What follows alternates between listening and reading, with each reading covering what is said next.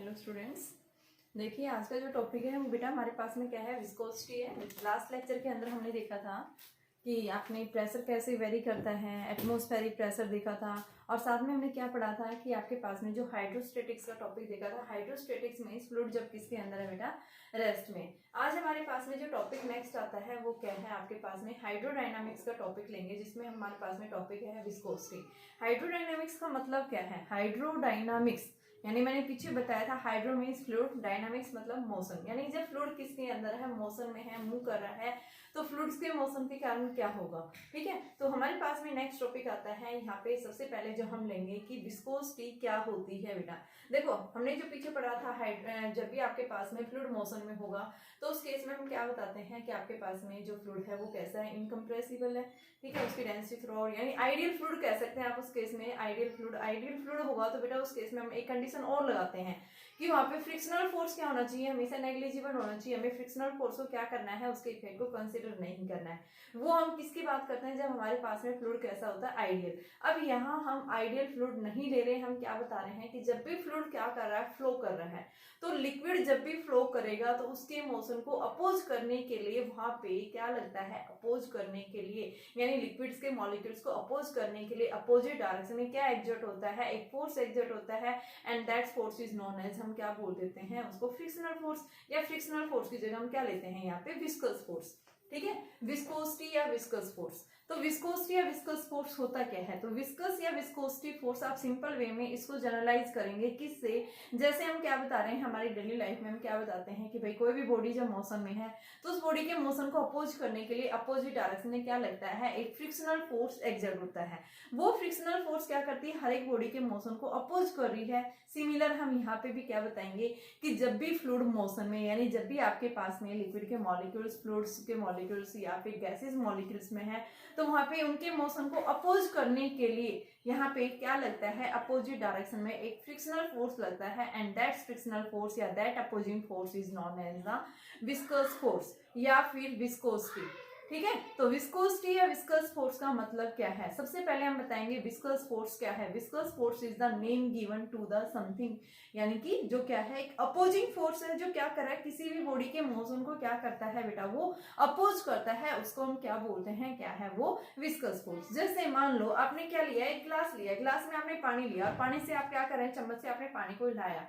ठीक है, तो आप क्या देखते हैं, पानी जब तक आप हिला रहे हैं, पानी क्या कर रहे हैं, मोशन में है, लेकिन कुछ समय बाद आप देखते हैं पानी का मोशन क्या हो जाता है, मोशन यानी मूवमेंट होना बंद हो जाता है। तो ऐसा क्यों होता है, क्या रीजन है, तो वहां पे भी हम क्या बताएंगे कि कुछ समय बाद जो है वो जो फ्लूइड था, वो जब तक हम फोर्स अप्लाई कर रहे थे, चम्मच की हेल्प से क्या कर रहा था, मोशन में था, लेकिन कुछ समय बाद वो रुक गया है। तो ऐसा क्यों हुआ कि वहां पे भी दो लेयर्स के बीच में, जब भी फ्लूइड किसके अंदर है बेटा, मोशन में है, तो दो यानी कि लेयर्स के बीच में एक अपोजिंग फोर्स लग रहा है, एक फ्रिक्शनल फोर्स लग रहा है, जो क्या कर रहा है, उन लिक्विड के मॉलिक्यूल्स के मोशन को क्या कर रहा है, अपोज कर रहा है, and that's opposing force is known as the viscous force या विस्कोसिटी। ठीक है, तो विस्कोसिटी का मतलब क्या है, तो विस्कोसिटी का मतलब मैं इसको आपको कंपेयर करके बता रही हूँ कि आपके पास में बेटा क्या बताएंगे, विस्कोसिटी या विस्कस फोर्स का मतलब क्या है कि जब भी क्या कर रहे हैं कि it is the force of friction, जो है क्या कर रहा है, सॉलिड बॉडीज के बीच के में क्या कर रहा है, ये एक अपोजिंग फोर्स है जो क्या करता है, उनके मोशन को अपोज कर रहा है। ठीक है, तो आप इसके डेफिनेशन क्या लिखेंगे, यानी कि आपके पास में सबसे पहले बात आती है कि हम इसको किस तरह से डिफाइन करेंगे। तो आप क्या बताएंगे कि जब भी लिक्विड क्या कर रही है, वह liquid molecules moves over the another, कि जब भी मान लो दो लिक्विड देखो लेयर्स के फॉर्म में मूव करता हमें पता है। मान लो ये कंटेनर है, इस कंटेनर के अंदर हमने क्या फिल कर रखा है, लिक्विड है, और लिक्विड मॉलिक्यूल्स यहाँ पे किसी के अंदर है, मोशन में है। तो मान लो ये लेयर्स की फॉर्म में मूव करे, एक लेयर ये आ रही, दूसरी लेयर ये है, तीसरी लेयर ये है, चौथी लेयर ये है, इस तरह से लेयर्स में ये हमने क्या मान लिया, इस कंटेनर का फिक्स सरफेस मान लिया। इस फिक्स सरफेस के कंपैरिजन हम क्या ले रहे हैं कि यहाँ पे लिक्विड के मॉलिक्यूल्स क्या कर रहे हैं, मोशन में है। तो बेटा यहाँ पे जो सबसे बॉटम फेस है, इसका सबसे बॉटम फेस, ये कंटेनर है ना, कंटेनर का जो बॉटम सरफेस है, इस बॉटम सरफेस के ऊपर जो स्पीड होगी मॉलिक्यूल्स की वो 0 होगी। जैसे से ऊपर की तरफ जाएगा स्पीड बढ़ती जाएगी, मान लो v1, फिर v2, v3, v4, सबसे ज्यादा जो है ना स्पीड मॉलिक्यूल्स की मिलेगी वो कहाँ मिलेगी, अपर मोस्ट सरफेस के ऊपर मिलती है, और सबसे डाउन बॉटम सरफेस के ऊपर जो लिक्विड्स के मॉलिक्यूल्स की जो स्पीड होती है वो कैसे नहीं होती है, हमेशा मिनिमम होती है। तो सबसे पहले आपको याद रखनी है कि जब भी क्या करता है, फ्लूइड मोशन में है, तो इसके एंड्स के ऊपर यानी कि जो कंटेनर है, इस कंटेनर्स के एंड्स के ऊपर जो मॉलिक्यूल्स जाके क्या कर रहे हैं, कोलाइड कर रहे हैं, तो वहां पे हम क्या बताते हैं कि उस कंटेनर के अंदर इसके वॉल्स के नजदीक मॉलिक्यूल्स की स्पीड क्या होती है, 0 होती है। लेकिन जैसे जैसे लेयर्स क्या कर रही है, मान लो बॉटम सरफेस के ऊपर है, वहां पे फिक्स सरफेस के पास में जो लिक्विड के मॉलिक्यूल्स की स्पीड क्या होती है, हमेशा कम होती है, और अपर मोस्ट सरफेस के ऊपर स्पीड क्या होगी, मैक्सिमम। जैसे मान लो हम बताते हैं कि आपके पास में रिवर फ्लो कर रही है ना, तो रिवर के डेप्थ में जाओ और एक रिवर के टॉप सरफेस पे आप देखो, तो बॉटम सरफेस के ऊपर जो है पानी बहुत स्लोली मूव करता है, अपर सरफेस के ऊपर जितनी तेजी से, जितनी फास्टली क्या करेंगी, वहां पे रिवर के जो मॉलिक्यूल्स यानी वाटर के जो मॉलिक्यूल्स है वो जितनी स्पीड से मूव कर रहे हैं, बॉटम सरफेस के ऊपर उतनी स्लोली यानी उतनी फास्टली मूव नहीं करते हैं। तो डीप जो वाटर है वो स्लोली मूव करता है, और जो हैवीली यानी कि जो आपके पास में जो बॉटम यानी टॉप सरफेस के ऊपर जो फ्लूइड है यानी लिक्विड है, वो क्या करता है, उसकी स्पीड क्या होती है, हाई होती है। ठीक है, तो यहाँ पे हम बात करें कि ऐसा क्यों होता है, तो यहाँ पे बेटा क्या होगा, देखो मान लो ये 2 लेयर्स ली, एक लेयर मैंने ये ले ली, इधर मूव करा, दूसरी लेयर मैंने ये ले ली, first layer and second layer 2 layers consider कर ली, तो ये फ्लूइड क्या कर रहा है, मोशन में है। तो यहाँ इन 2 लेयर्स के मोशन को अपोज करने के लिए इन दोनों के बीच में क्या लगता है, एक फ्रिक्शनल फोर्स एक्सर्ट होता है, और वो फ्रिक्शनल फोर्स क्या कर रहा है, इनके मोशन को अपोज कर रहा है। ठीक है, तो हम क्या बताते हैं, एक लेयर के ऊपर यानी लिक्विड स्टेट्स के ऊपर, एक लेयर के ऊपर दूसरी यानी 2 लेयर्स के बीच में एक अपोजिंग फोर्स एक्सर्ट हो रहा है, वो अपोजिंग फोर्स ही क्या कहलाता है, यहाँ पे क्या है बेटा, वो विस्कस फोर्स। और ये फोर्स जो होता है ये किस तरह का फोर्स होता है, एक अपोजिंग फोर्स होता है, एक इंटरनल फोर्स ऑफ फ्रिक्शन होता है। जब क्या कर रहा है, लिक्विड के मॉलिक्यूल्स किसके अंदर है, मोशन में है, तो उनके मोशन को अपोज करने के लिए यहाँ पे लिक्विड्स के मॉलिक्यूल्स के बीच में क्या एक्सर्ट होता है बेटा, एक फ्रिक्शनल फोर्स एक्सर्ट होता है, एक इंटरनल फोर्स ऑफ फ्रिक्शन हम बताते हैं, जिनकी स्पीड्स जो होती हैं इन डिफरेंट लेयर्स के पास में स्पीड जो है डिफरेंट होती है, और इनके बीच में क्या एक्सर्ट होता है, एक फ्रिक्शनल फोर्स एक्सर्ट होता है, and that frictional force is known as the viscous force. अब देखिए विस्कस फोर्स को आप कंपेयर कर सकते हैं, कैसे कंपेयर करेंगे, मान लो मैंने क्या किया, देखो हमने पीछे पढ़ा था सेकंड यूनिट के अंदर लॉज ऑफ मोशन में पढ़ा था हमने कि मान लो आपके पास में एक फिक्स सरफेस, और यहाँ पे अगर हमने क्या रख दिया, एक बॉक्स रख दिया, तो यहाँ पे बॉक्स इसके सरफेस के साथ में कांटेक्ट में है, तो ये बॉक्स के ऊपर हम फोर्स अप्लाई करते हैं।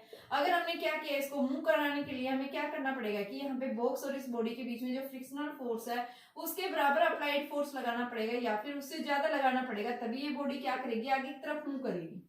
हमने यही बात की थी ना कि कोई भी बॉडी आगे तब मूव करेगी अगर हम इस बॉडी के ऊपर क्या करें, फ्रिक्शनल फोर्स से, यानी कि इन दोनों सरफेसेस के बीच में जो फ्रिक्शनल फोर्स लग रहा है उससे ज्यादा अगर हम क्या करें, इसके ऊपर फोर्स अप्लाई करेंगे, तो ये बॉडी किसके अंदर आएगी बेटा, मोशन में आएगी। ठीक है, अगर हम इससे कम लगाते हैं तो बॉडी मूव नहीं कर पाती, या तो आपके पास में फ्रिक्शनल फोर्स किसके इक्वल हो, अप्लाइड फोर्स के इक्वल हो, या फिर अप्लाइड फोर्स जो है किससे ज्यादा हो, फ्रिक्शनल फोर्स से अप्लाई ज्यादा हो, तभी बॉडी मूव करेगी। दूसरा हम इसके अंदर क्या बताते हैं, अगर ये मूव करना शुरू कर देता है, अगर हमने फोर्स लगाना बंद कर दिया तो कुछ समय बाद ये रुक जाती है, तो ऐसा क्यों होता है, क्योंकि वो फ्रिक्शनल फोर्स ने उसके मोशन को क्या कर दिया, अपोज कर दिया, इस कारण से क्या होगा, ये रुक गई। ठीक है, तीसरा हम क्या बताते हैं कि यहाँ पे इस बॉडी का जो वेट होगा वो कहाँ एक्सर्ट होगा, डाउनवर्ड, तो जितना इसका वेट डाउनवर्ड एक्सर्ट हुआ है उतना ही वर्टिकली अपवर्ड डायरेक्शन क्या लगता है, नॉर्मल रिएक्शन। लेकिन यहाँ इस केस में नॉर्मल रिएक्शन जैसी कोई बात नहीं पड़ती हम इसके अंदर विस्कस फोर्स के अंदर। हम विस्कस फोर्स से बात करते हैं कि जब भी लिक्विड्स की 2 लेयर्स अगर आपस में कॉन्टेक्ट में आती है तो इन दोनों लेयर्स के बीच में क्या लगता है, एक अपोजिंग फोर्स एक्सर्ट होता है, वो अपोजिंग फोर्स क्या कर रहा है, लिक्विड के मॉलिक्यूल्स के क्या कर रहा है, मोशन को अपोज कर रहा है, उसकी स्पीड को डिक्रीज कर रहा है। तो हम देखते हैं कि पानी जो है, हम गिलास के अंदर मान लो पानी भरा है और उसको हमने चम्मच से हिला रहे हैं, और जब तक हम हिला रहे हैं जब तक पानी मोशन मूवमेंट हो रहा है, लेकिन जैसे हमने फोर्स लगाना बंद कर दिया क्या हो जाता है, पानी कुछ समय बाद रुक जाता है। ठीक है, तो ऐसा क्यों होता है, तो उसका रीजन क्या बताएंगे, due to the frictional force. तो फ्रिक्शनल फोर्स यानी कि यहाँ पे इस लिक्विड की सारी जो लेयर्स हैं वो किस में आ जाती हैं बेटा, रेस्ट में आ जाती हैं। तो हम उस फिनोमिना को क्या कहेंगे, क्या है वो आपके पास में विस्कस फोर्स है। तो विस्कस फोर्स हम क्या बताएंगे, विस्कस फोर्स इज द, यानी क्या है, ये लिक्विड की वो प्रॉपर्टी है जो एक तरह से अपोजिंग फोर्स है, जो क्या लगता है 2 लेयर्स यानी लिक्विड्स के 2 लेयर्स के बीच में एक्सर्ट होता है। ठीक है, तो आप क्या बताएंगे, there is a relative motion, there is a relative motion between 2 layers which oppose, जो क्या करता है उनको अपोज करता है तो हम उस अपोजिंग फोर्स को क्या बोलते हैं, क्या है वो आपके पास में जो है एक विस्कस फोर्स है, ये विस्कोसिटी है। ठीक है, अब हमें क्या करना है, इस विस्कोसिटी का यानी फॉर्मूला निकालना। तो विस्कोसिटी का फॉर्मूला हम कैसे निकालेंगे, तो देखिए बेटा यहाँ पे बात कर रही हूँ, मान लो आपके पास में ये एक फिक्स सरफेस है, हमने क्या लिया, ये एक फिक्स सरफेस। इस फिक्स सरफेस के ऊपर मान लो लिक्विड फ्लो कर रहा है इस तरह से। मैंने दो लेयर्स ली, फर्स्ट लेयर मैंने ये ली, इसकी स्पीड क्या है v, दूसरे की मैंने क्या ली v प्लस डी, मूव कर रही है। तो इन दोनों के बीच में अपोज करने के लिए फ्रिक्शनल फोर्स एक्सर्ट होगा। सबसे पहले ये जो है इनके बीच की जो डिस्टेंस है, इस सरफेस से डिस्टेंस कितनी है, x है, तो दूसरे से कितनी होगी x प्लस डी एक्स। सबसे पहले जो इनके बीच में जो फोर्स ऑफ फ्रिक्शन है वो डिपेंड करेगा इन दोनों लेयर्स के बीच में एरिया, जितना ज्यादा एरिया होगा इनके बीच में, ठीक है, फ्रिक्शनल फोर्स यानी कि विस्कस फोर्स उतना ही ज्यादा एक्सर्ट होगा। दूसरा, जितना ज्यादा लिक्विड्स की स्पीड होगी उतना ही ज्यादा क्या करेगा, ये फोर्स लगेगा। तीसरा हम क्या बता रहे हैं, ये डिस्टेंस है, एक दूसरा ये है, ये डिस्टेंस क्या है, यानी कि आपके पास में यहाँ पे स्पीड क्या है, कम है, यहाँ पे स्पीड क्या है, ज्यादा है। ठीक है भाई, यहाँ स्पीड क्या है, कम है, डिस्टेंस कम है, ये बॉटम सरफेस, ये बॉटम सरफेस से डिस्टेंस क्या होगी, ज्यादा होगी। तो यहाँ पे हम क्या बताते हैं कि आपके पास में जो फोर्स ऑफ फ्रिक्शनल या विस्कस फोर्स जो है ये डिपेंड करता है इनवर्सली इन दोनों लेयर्स के बीच की जो डिस्टेंस है उसके इनवर्सली प्रोपोर्शनल डिपेंड करेगा। ठीक है, तो यहाँ से जैसे हम इन तीनों को कंबाइन करते हैं विस्कस फोर्स को, तो यहाँ से हमारे पास में क्या आता है, A D V by D X. इस कॉन्सेप्ट को हम क्या बोलते हैं, वेलोसिटी ग्रेडियंट। वेलोसिटी ग्रेडियंट का मतलब क्या है कि डिस्टेंस के साथ कि बॉटम सरफेस से लेयर्स की जो स्पीड है, देखो ये वाली लेयर क्या है, बॉटम सरफेस से नजदीक है, ये वाली लेयर इससे क्या है, दूर है। तो यहाँ ये वाली डिस्टेंस यानी कम है, ये डिस्टेंस ज्यादा है, यहाँ डिस्टेंस कम थी, स्पीड कम थी, यहाँ डिस्टेंस ज्यादा, स्पीड क्या होगी, बढ़ गई। तो यानी क्या कह रहे हैं, वेलोसिटी ग्रेडियंट के साथ में क्या करता है, फोर्स जो है वो डायरेक्टली डिपेंड करता है। बेटा ग्रेडियंट का मतलब मैंने आपको पहले ही बता रखा है, जहां पे भी ग्रेडियंट आ जाए, जैसे प्रेशर ग्रेडियंट है, वेलोसिटी ग्रेडियंट है, यानी आप क्या कर दो, उस क्वांटिटी को लेंथ से डिवाइड कर दो। ठीक है, आपके पास पोटेंशियल ग्रेडियंट है, वेलोसिटी ग्रेडियंट है, प्रेशर ग्रेडियंट है, यानी कुछ भी बोल सकता है, तो आप क्या कर दो, उस क्वांटिटी को एल से डिवाइड कर दो, यानी उसके रेस्पेक्ट में क्या हो रही है, उस की वैल्यू चेंज हो रही है, यानी वी बाई एल जो है वो क्या है, फोर्स की वैल्यू, यानी वेलोसिटी ग्रेडियंट जो है वो उसके साथ में फोर्स की वैल्यू क्या हो रही है, चेंज हो रही है। जैसे हम अभी इन तीनों को कंबाइन करते हैं, first equation, second equation, third equation, तीनों को कंबाइन करते हैं तो हमारे पास में क्या बनता है, A D V by D X. Proportional को हटाते हैं, उसकी जगह क्या आता है, constant, A D V by D X. इस के की वैल्यू हमारे पास में क्या है, constant, and this constant is known as, ये क्या है बोलेंगे इसको, eta A D V by D X. Eta क्या है यहाँ पे, coefficient of viscosity, here eta is the coefficient of viscosity. क्या लिखेंगे, eta is known as coefficient of viscosity. ठीक है, तो इस कोफिशिएंट ऑफ विस्कोसिटी के लिए हमारे पास फॉर्मूला क्या बना, कोफिशिएंट ऑफ विस्कोसिटी को बेटा हम क्या लिखेंगे, eta is equal to F upon में A DV by D x.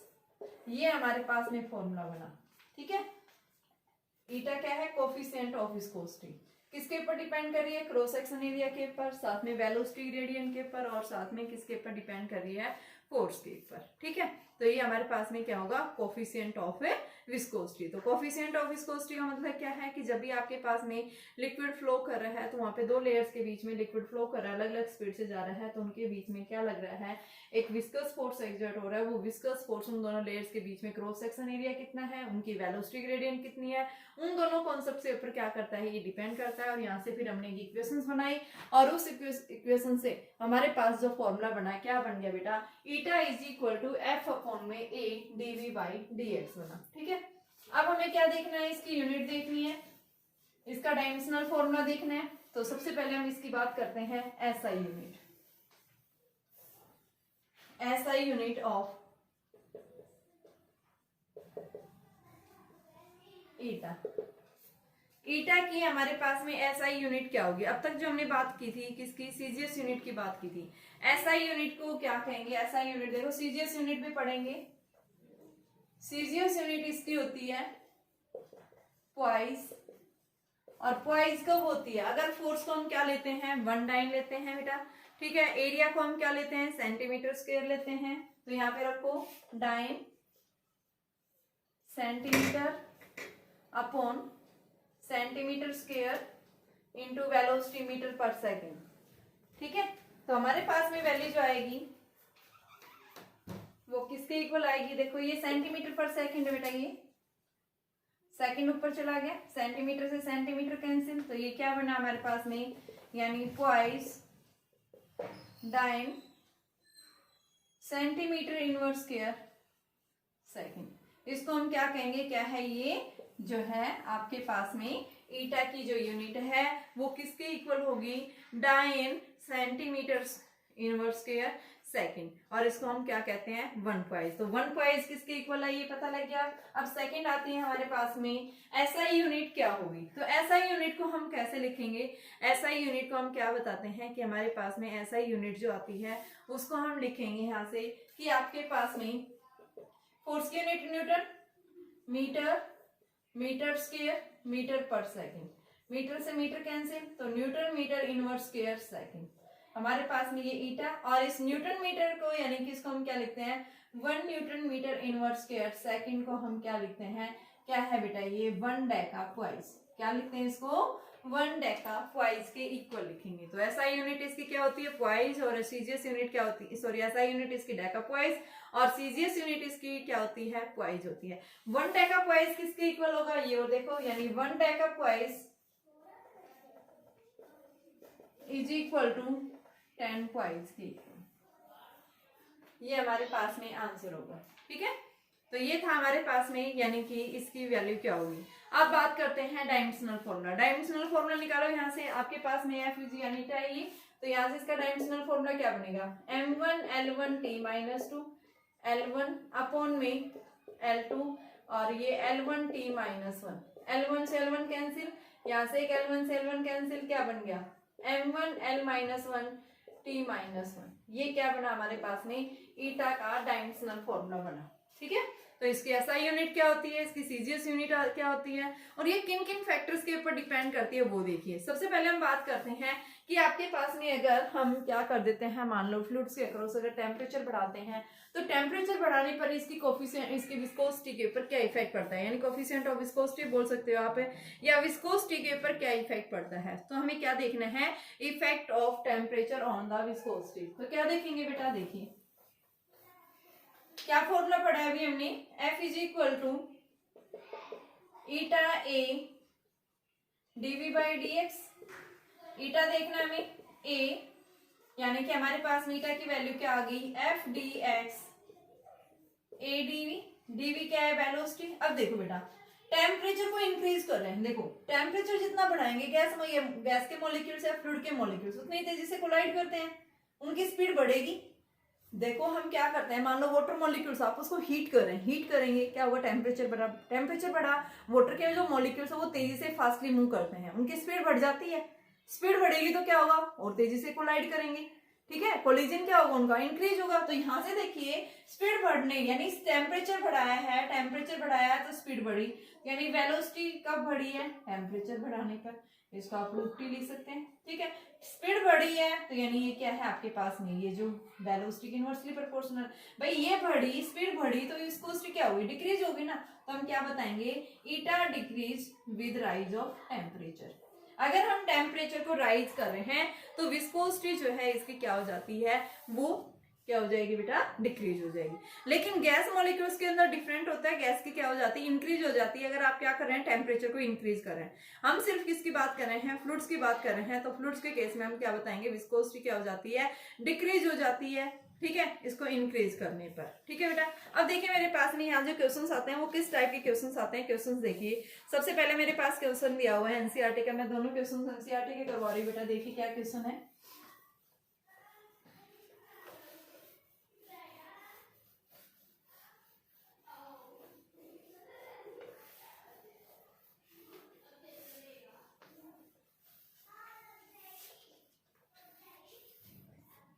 देखिए आपके पास में क्वेश्चन दिया हुआ है, a square metal plate of 10 centimetre side parallel to another plate with a velocity of, यानी क्या कह रहा है, एक स्क्वायर की मेटल प्लेट है जिसकी साइड जो है कितनी दे रखी है, 10 सेंटीमीटर। स्क्वायर की मेटल प्लेट है,